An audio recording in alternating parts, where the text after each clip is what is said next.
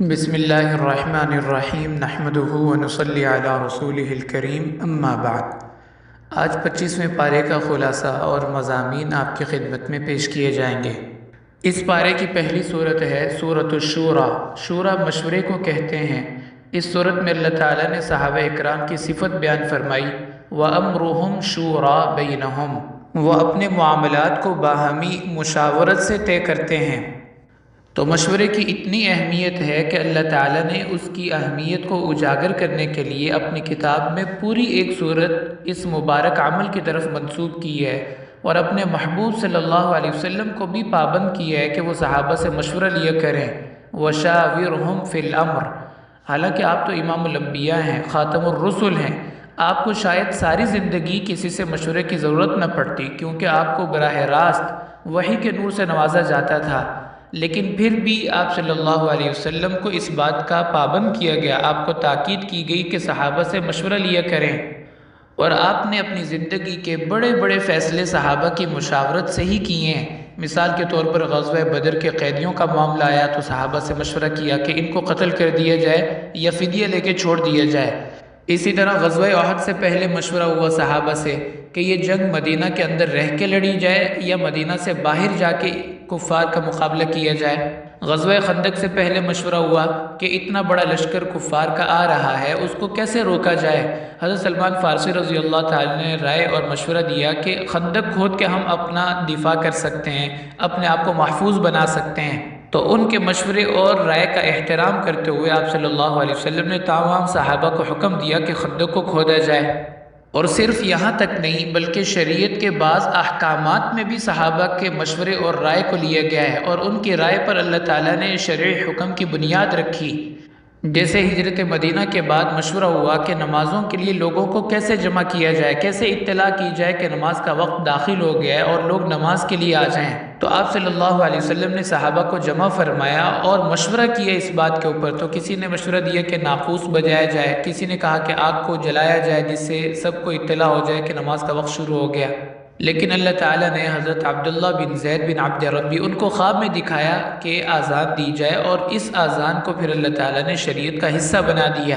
اور اسی طرح احادیث میں آتا ہے کہ موزوں پر مسح کی مدت کے بارے میں بھی صحابہ سے مشورہ ہوا کہ کتنی مدت اس کی طے کی جائے۔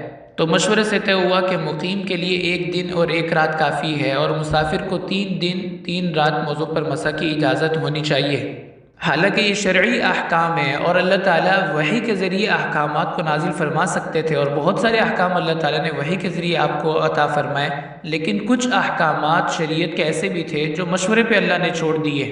اس سے چند باتیں واضح ہوتی ہیں۔ پہلی بات تو یہ کہ مشورے کی اہمیت اللہ کی نظر میں کتنی زیادہ ہے، اور دوسری بات یہ سمجھ میں آتی ہے کہ چھوٹوں سے بھی مشورہ لیا جا سکتا ہے، جس سے ان کی حوصلہ افزائی اور دل جوئی ہوتی ہے۔ آپ صلی اللہ علیہ وسلم نے صحابہ سے مشورے لیے ہیں، تو دنیا میں کون دعویٰ کر سکتا ہے کہ مجھے کسی کے مشورے کی ضرورت نہیں۔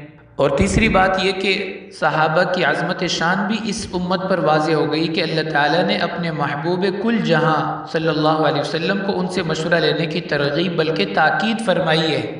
اس کے علاوہ اللہ تعالیٰ نے اس صورت میں صحابہ اکرام کی چند اور صفات کا بھی تذکرہ فرمایا، الذین آمنوا وعلی ربہم یتوکلون، کہ یہ لوگ ایمان کے اعلیٰ ترین درجے پر فائز ہیں، بلکہ تمام انسانیت کے لیے ایمان کا معیار ہیں۔ اور دوسری صفت بیان فرمائی کہ توکل کی حقیقت کو پانے والے ہیں۔ اور تیسری صفت بیان فرمائی کہ اللہ تعالیٰ کی نافرمانی خاص طور پر کبیرہ گناہوں سے احتراز کرتے ہیں۔ اور چوتھی صفت بتائی کہ غصے میں اپنے آپ پر کنٹرول رکھتے ہیں۔ اور پانچویں صفت بیان فرمائی کہ اپنے رب کی اطاعت اور فرما برداری کرتے ہیں۔ چھٹی صفت کہ نماز کا اہتمام کرتے ہیں۔ اور ساتویں صفت کہ مشورے کے ساتھ معاملات کو طے کرتے ہیں۔ اور آٹھویں بات فرمائی کہ اللہ کے راستے میں خرچ کرتے ہیں۔ اور نویں صفت بیان فرمائی کہ اگر کوئی ان پر ظلم زیادتی کرتا ہے تو اس کو معاف کر دیتے ہیں، صبر کرتے ہیں، برداشت کرتے ہیں، یا پھر مناسب انتقام لیتے ہیں، یعنی بدلہ لینے میں بھی زیادتی نہیں کرتے۔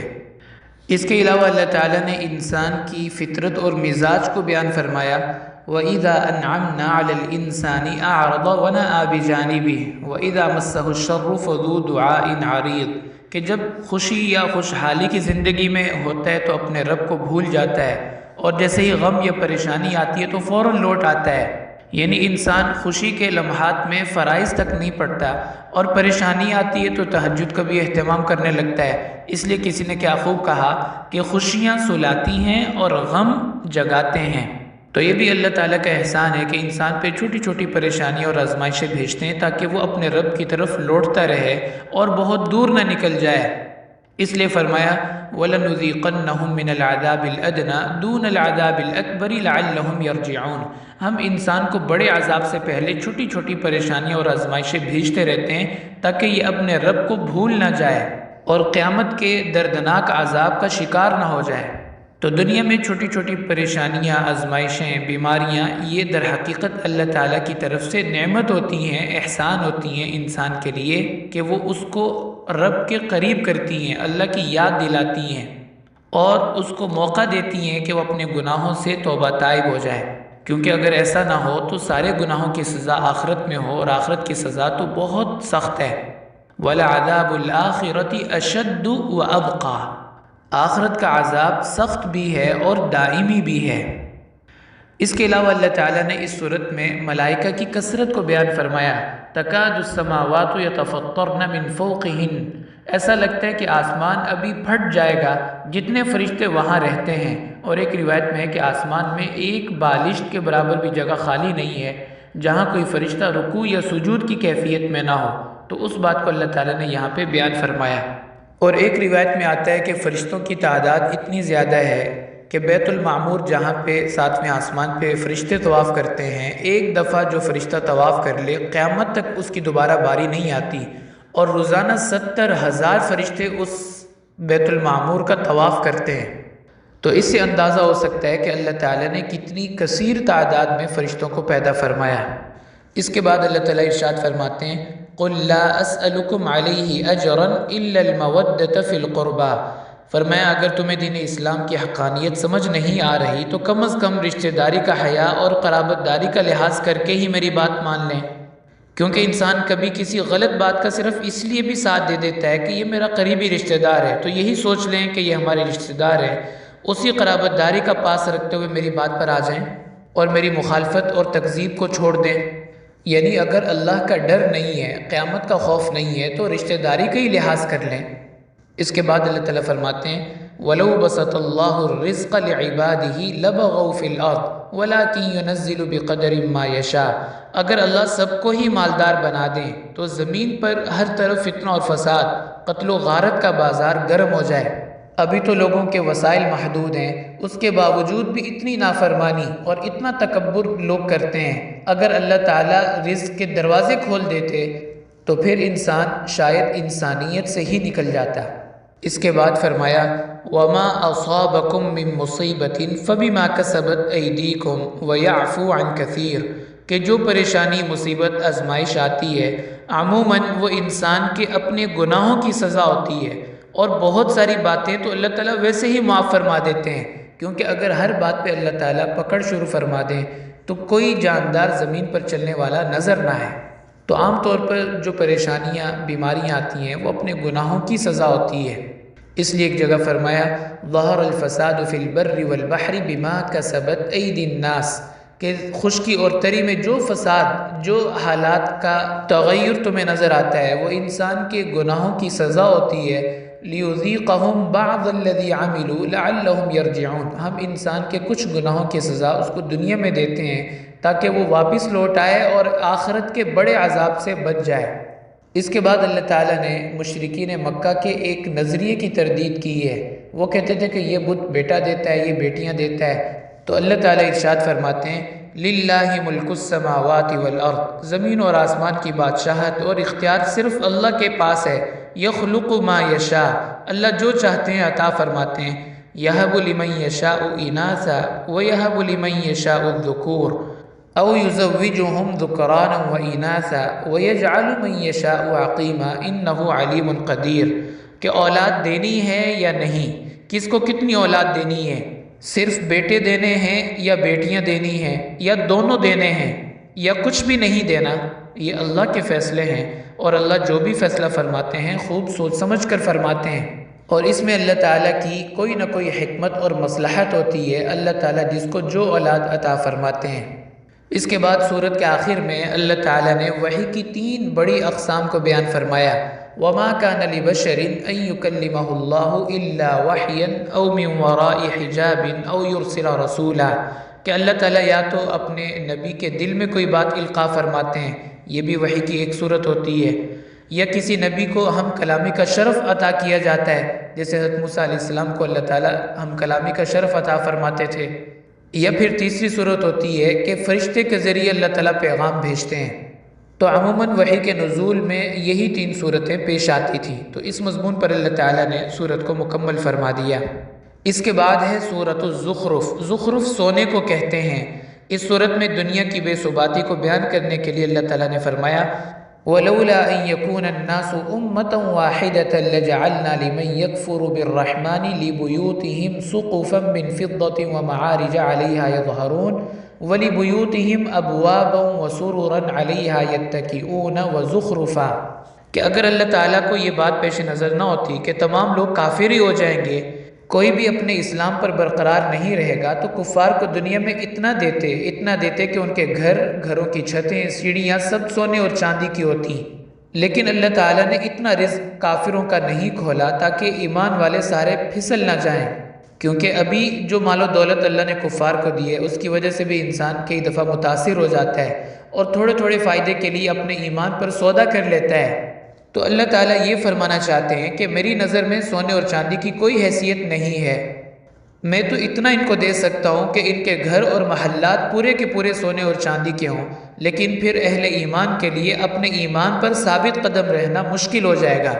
اس کے علاوہ اس صورت میں اللہ تعالیٰ نے بنیادی طور پر مشرکین کے چند اعتراضات اور غلط نظریات کی تردید فرمائی ہے۔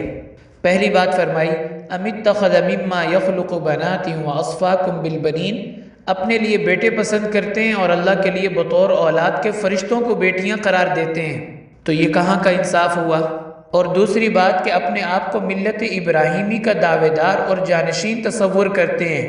وَإِذْ قَالَ إِبْرَاهِيمُ لِأَبِيهِ وَقَوْمِهِ إِنَّنِي بَرَاءٌ مِّمَّا تَعْبُدُونَ، فرمایا کہاں وہ سراپے توحید کے پیکر اور وحدانیت کے علم بردار حضرت ابراہیم علیہ السلام، اور کہاں یہ بت پرستی کی نجاست میں سر تپاؤں ڈوبے ہوئے مشرکین، ان کا کیا تعلق اور کیا نسبت حضرت ابراہیم علیہ السلام کے ساتھ؟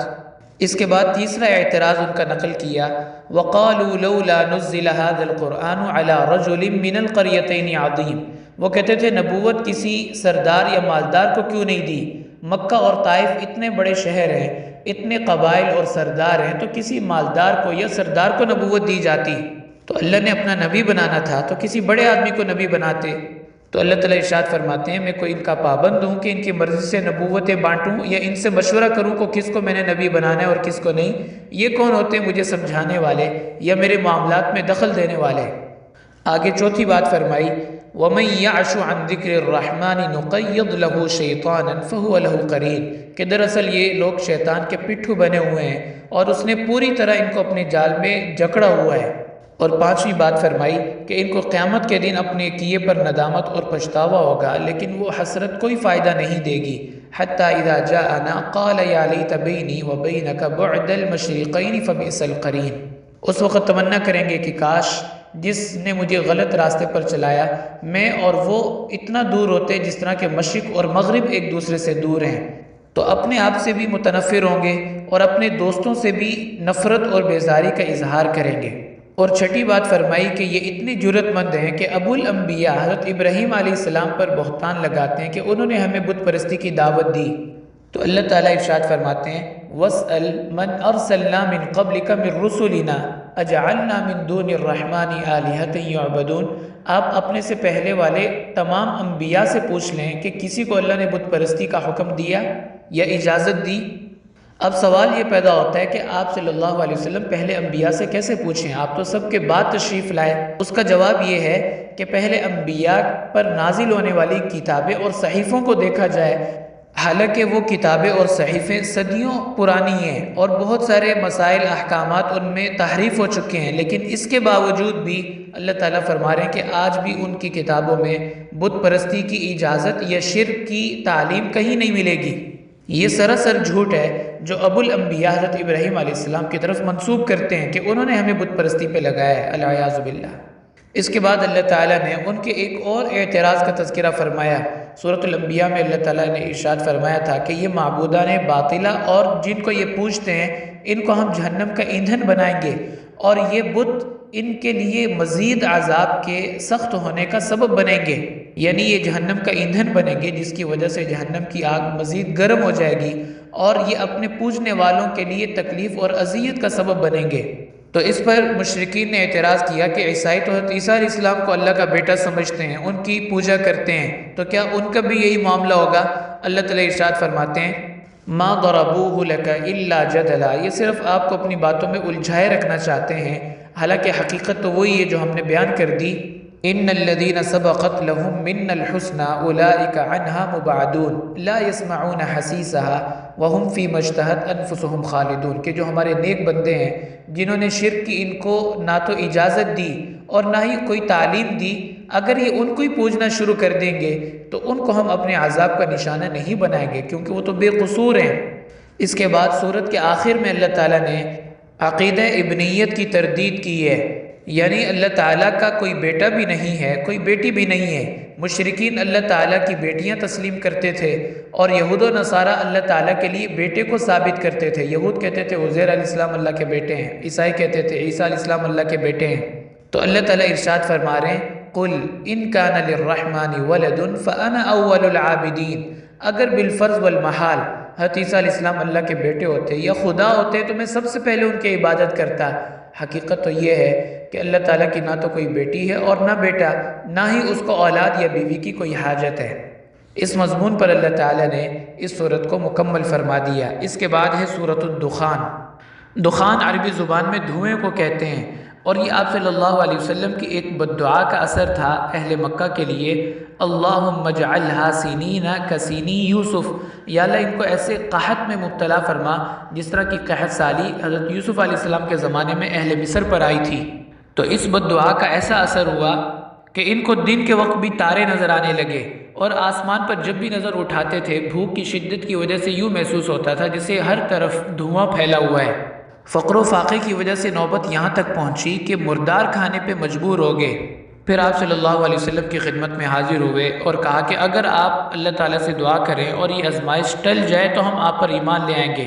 آپ نے دعا کی، اللہ تعالیٰ نے اس آزمائش کو ختم فرما دیا، لیکن پھر بھی یہ لوگ ایمان نہیں لائے۔ سورۃ الدخان کو پڑھنے کے بہت فضائل احادیث میں آئے ہیں، خاص طور پر رات کو پڑھنے کی تاکید آئی ہے، اس لیے رات کو لازمی اس کا اہتمام کرنا چاہیے، اور شب جمعہ میں پڑھنے کے تو اور بھی فضائل ہیں، اس لیے شب جمعہ میں اس سورت کو اہتمام سے تلاوت کرنا چاہیے۔ اس سورت کی ابتدا میں اللہ تعالیٰ نے قرآن پاک کے نزول کو بیان فرمایا، انا انزلناہ فی لیلۃ مبارکۃ انا کنا منذرین، کہ ہم نے اس کو برکت والی رات میں نازل کیا۔ برکت والی رات سے مراد کیا ہے؟ لیلۃ القدر۔ اور وہ کتنی برکت والی ہے؟ اللہ تعالیٰ نے دو چیزیں بیان فرمائی، فیہا یفرق کل امر حکیم، اس رات انسانوں کے فیصلے اللہ تعالیٰ فرشتوں کے سپرد فرما دیتے ہیں، تو وہ فیصلوں کی رات ہے۔ اور دوسری جگہ فرمایا کہ اس میں عبادت کرنا 1000 مہینوں کی عبادت سے بہتر ہے، برابر نہیں فرمایا، بہتر فرمایا، یعنی جس نے اس ایک رات میں عبادت کی ایسے ہی ہے جیسے اس نے 84 سال مسلسل عبادت میں گزارے۔ اور یہ مضمون سورۃ القدر میں اللہ نے بیان فرمایا، لیکن یہاں پہ فرمایا کہ اس رات میں تمام فیصلے تقدیر کے فرشتوں کے سپرد کر دیے جاتے ہیں تنفیذ کے لیے، یعنی سال بھر کے جتنے بھی فیصلے ہوتے ہیں وہ شعبان کی 15ویں رات اللہ تعالیٰ طے فرما لیتے ہیں، اور لیلۃ القدر میں فرشتوں کے سپرد کر دیا جاتا ہے تاکہ وہ ان معاملات کو اب لوگوں پر نافذ کریں۔ اس کے بعد اللہ تعالیٰ نے مشرکین کے لیے بطور عبرت کے فرعون کا انجام ذکر کیا، وَلَقَدْ فَتَنَّا قَبْلَهُمْ قَوْمَ فِرْعَوْنَ وَجَاءَهُمْ رَسُولٌ كَرِيمٌ، اور اہل جہنم کے کچھ احوال بیان کیے۔ إِنَّ شَجَرَةَ الزَّقُّومِ طَعَامُ الْأَثِيمِ، جہنمیوں کو پینے کے لیے اللہ تعالیٰ خون اور پیپ دیں گے، وہ بھی کھولتا ہوا، اور کھانے کے لیے کانٹے دار زقوم کا درخت ہوگا جو گلے میں اٹک جائے گا، نہ اس کو نگل سکیں گے اور نہ ہی اس کو اگل سکیں گے۔ اور اس کے بعد متقین کا تذکرہ فرمایا، ان المتقین فی مقام امین فی جنات وعیون یلبسون من سندس واستبرق متقابلین، طرح طرح کی نعمتیں، باغات، پھل اور لباس اللہ ان کو عطا فرمائیں گے، تو رب چاہی زندگی کا کیا صلہ ملے گا، کیا نعمتیں ہوں گی، اس کا بھی تذکرہ فرمایا، اور من چاہی زندگی جو گزارے گا اس کا کیا انجام اور حشر ہوگا اس کو بھی اللہ نے بیان فرمایا، اور اس مضمون پر سورت کو مکمل کر دیا۔ اس کے بعد ہے سورۃ الجاسیہ۔ جاسیہ کا معنی ہوتا ہے گھٹنے کے بل بیٹھنا۔ قیامت کے دن لوگ اللہ تعالیٰ کے خوف کی وجہ سے گھٹنے کے بل بیٹھے ہوں گے۔ اس کیفیت کو بیان کرنے کے لیے اللہ تعالیٰ نے یہ لفظ استعمال فرمایا، وَتَرَى كُلَّ أُمَّةٍ جَاثِيَةً۔ آپ لوگوں کو قیامت کے دن دیکھیں گے کہ اللہ کے خوف کی وجہ سے گھٹنوں کے بل بیٹھے ہوں گے۔ اس صورت کے شروع میں اللہ تعالیٰ نے اپنی قدرت کے کچھ دلائل کا تذکرہ فرمایا، اور اس کے بعد فرمایا کہ آپ سابقہ انبیاء کے طرز اور طریق پر ہیں، یعنی عقائد میں آپ ان کے نقش قدم پر ہیں۔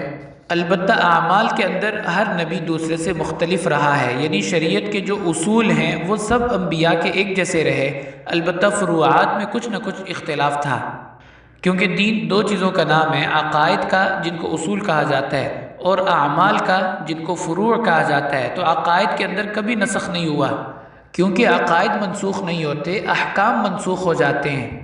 اس لیے فرمایا ثم جعلناک علی شریعۃ من الامر فاتبعها ولا تتبع اهواء الذین لا يعلمون۔ ہم نے جو آپ پہ دین اتارا آپ اس کے مطابق چلتے رہیے، ان کی باتوں میں نہ آئیے، یہ قیامت کے دن اللہ کے عذاب سے بچا نہیں سکیں گے۔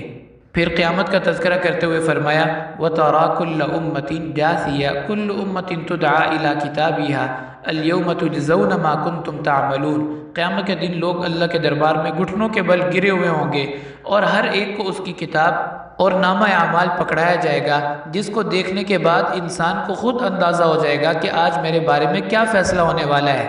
اس لیے آگے اللہ تعالیٰ فرماتے ہیں وَقِيلَ الْيَوْمَ نَنْسَاكُمْ كَمَا نَسِيتُمْ لِقَاءَ يَوْمِكُمْ هَٰذَا۔ جس طرح دنیا میں تم نے ہمیں بھلایا آج ہم تمہیں بھلا دیں گے۔ وَمَأْوَاكُمُ النَّارُ وَمَا لَكُم مِّن نَّاصِرِينَ۔ جہنم میں پڑے رہو گے، کوئی مدد کے لیے نہیں آئے گا۔ تمہارا جرم کیا تھا؟ ذَلِكُمْ بِأَنَّكُمُ اتَّخَذْتُمْ آيَاتِ اللَّهِ هُزُوًا۔ اللہ تعالیٰ کی آیات اور احکام کا مذاق بناتے تھے۔ وَغَرَّتْكُمُ الْحَيَاةُ الدُّنْيَا، اور دنیا کی زندگی کے دھوکے میں پڑے رہے۔ فَالْيَوْمَ لَا يُخْرَجُونَ مِنْهَا وَلَا هُمْ يُسْتَعْتَبُونَ۔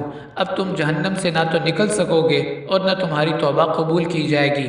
تو قیامت کی ہولناکی اور مشرکین کے انجام بد اور جرم کو بیان کرنے کے بعد اللہ تعالیٰ نے اس صورت کو مکمل فرما دیا، اور یہاں پہ پارے کی بھی تکمیل ہو جاتی ہے۔ وآخر دعوانا ان الحمد للہ رب العالمین۔